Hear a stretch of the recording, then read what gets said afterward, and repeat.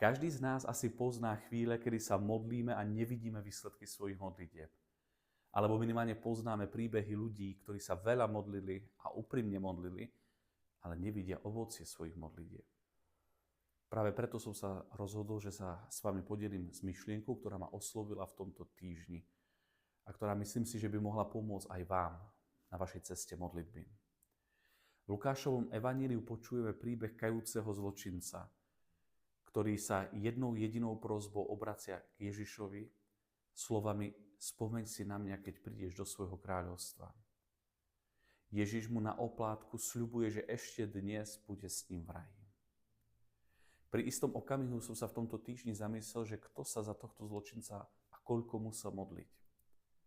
Možno to bola práve jeho mama, ktorá dlhé roky videla, že jej syn sa vydáva zlou cestou. A jej jediná modlitba a prosba smerovala k tomu, aby prišiel okamih, kedy ho Boh obráti. A v hodinu, keď tento syn zomiera, pravdepodobne možno tá mama vôbec nežije. Ale sila jej modlitby je stále prítomná.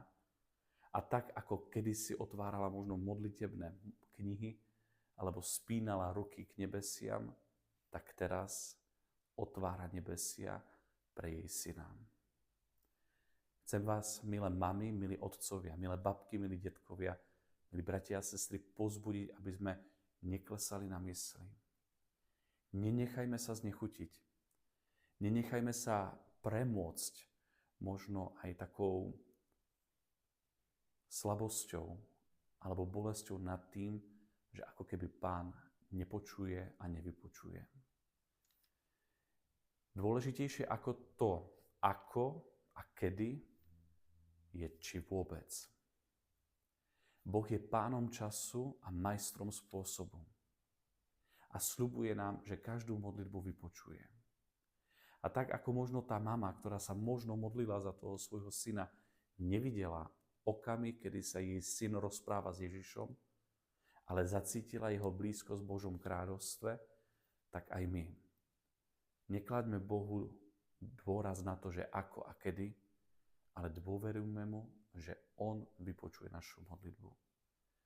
To, čo je skutočne dôležité, je, aby sme sa na večnosti stretli s tými, ktorých milujeme. Aby sme sa s nimi mohli radovať, aby sme ich mohli objať, aby sme mohli byť v ich blízkosti. Nielen z chleba žije človek. Ak vás toto videjko oslovilo a ešte ma nesledujete, prosím, dajte mi follow alebo sledovať. Poprípade, prosím, prezdierajte toto videjko niekomu, kto možno klesá na mysli a chce už zanechať svoje modlitby. Pomôžte mi takto šíriť posolstvo Božieho kráľovstva ďalej. Prajem vám krásny a požehnaný deň.